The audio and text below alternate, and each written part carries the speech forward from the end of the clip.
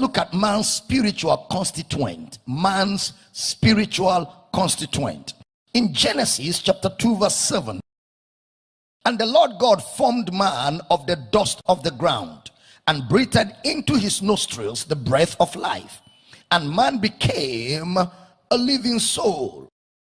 It leads us into the understanding of what man was. Let me tell you what didn't happen. What did not happen in creation was there was no body created or a body formed. Then after God formed the body, he now breathed into the body. That didn't happen. Because if you don't read carefully, you will think that God formed the body, then now breathed into the body. No, that's not what happened. That didn't happen. All right. Now, so having told you what didn't happen, let me now tell you what happens. If there was a body before the soul, then the soul came into the body.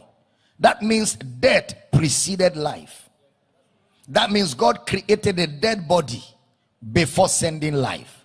Then that will mean that God is the creator of death. Because the body without the spirit is dead. So if God formed dust and kept a body of dust before breathing man into, then it means God created a dead body. Then that means God is behind death.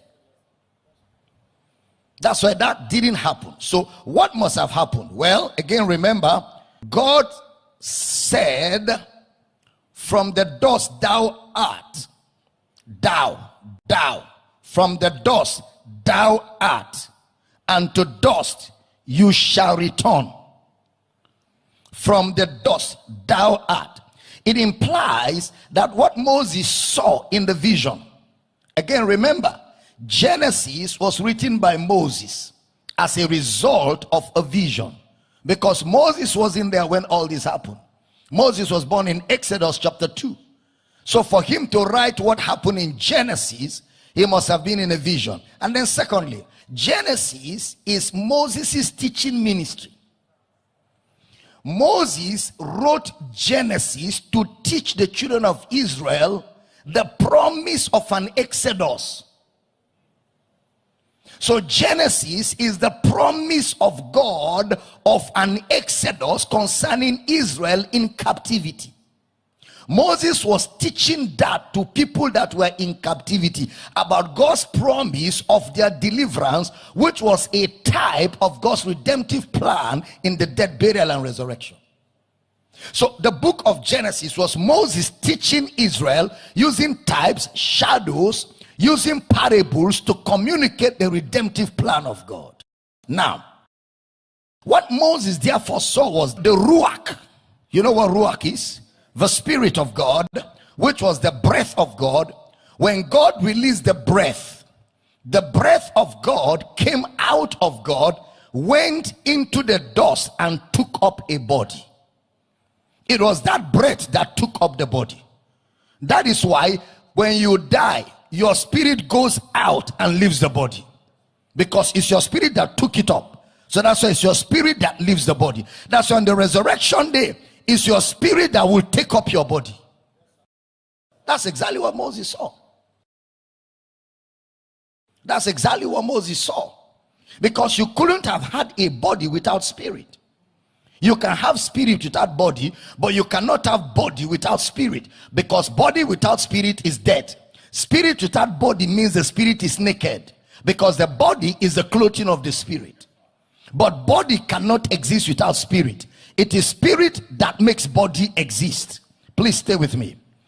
In Genesis chapter 2 verse 7, we have more details of Genesis 1:26, because what Genesis 1:26 did was it just gave us a summary, and people have assumed in our image after our likeness means Jesus was saying God is a spirit, that likeness means spirit. That's what some people assume, But man is not the only unique being that has a spiritual constituent. Man is not the only unique being. God is spirit. Jesus told us that. Angels are spirits. Hebrews chapter 1 verse 14. Angels are ministering spirits. Hebrews chapter 1 verse 7. Demons are also spirits. The devil is also a spirit. That means that God is not the only one that has spiritual constituent, or man. So that is why the image of God in Genesis 1:26 cannot be spirit. The image of God cannot be spirit. Genesis 2:7 now gives us more details, that the breath of God did not become man. Rather, man became a living being.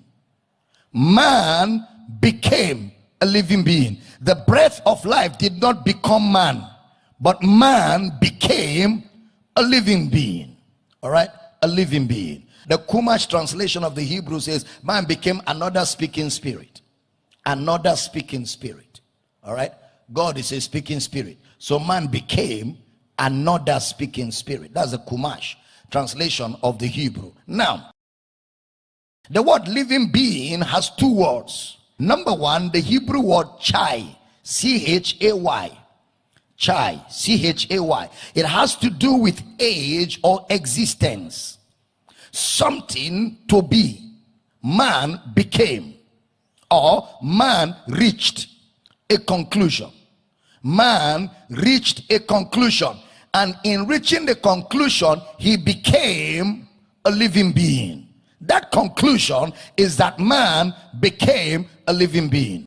The word living being in the Hebrew is the word mephesh. Mephesh, M-E-P-H-E-S-H, mephesh, used for life, or to exist, or to be, or to being. Man became a living being, used 754 times, a lot of it in the Old Testament. The word living being, mephesh. That implies that the life of man is not his physical body. The life of man is not his physical body.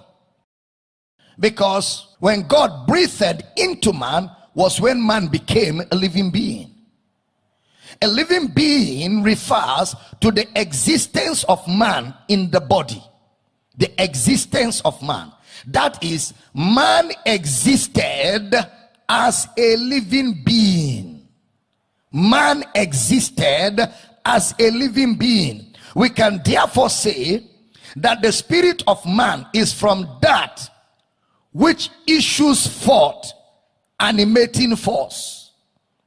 That which issues forth animating force. You know, look at me everybody, so that you understand all this grammar I'm breaking. If you have a balloon, you know balloon? Balloon. Okay, the balloon. The balloon is deflated until you blow wind into it. When you blow the balloon, the breath gives the balloon life. The balloon comes out. Okay, when the breath is removed, the balloon is depleted. Okay, so the breath that you use in blowing the balloon gives it life. Okay, now from this issued forth animating force, that is, it will take the spirit of man to have life in the body of man. It will take the spirit of man to have life in the body of man. That is the spirit of man that gives life to the body of man. If the spirit of man leaves the body becomes dead, which issues forth animating force. The life of the body is in the spirit of man. The life of the body. Look at James 2:26. See the way brother James puts it. For as the body without the spirit is dead, so faith without works is dead also. The body without the spirit is dead. So if Jesus, for example, is promising life, what life will he be promising? If Jesus is promising life, what life will he be promising? Of course, the life of his spirit. The life of his spirit, because that is his being. The life of his spirit is his being. So his being is substantially his spirit. His being is substantially his spirit. When he died, his physical body was on the cross, but he was not there. When Jesus died, his physical body was on the cross, but he himself was not there. His body was in the grave, but he himself was not there. That means his life is in his spirit. His life is in his spirit. Look at John chapter 10 verse 10. Please pay attention. The thief cometh not but for to steal, to kill, and to destroy. Of course, you know, when he was talking about the thief in that context, he was referring to false teachers and false prophets. But of course, Satan is a thief. Okay, so the thief cometh not but for to steal, to kill, and to destroy. I am come that you may have life and be abundant. It's not have life and have it more abundantly. Life is not in grades, so you don't have life more abundantly. No, you have life, and because of that life, you are abundant.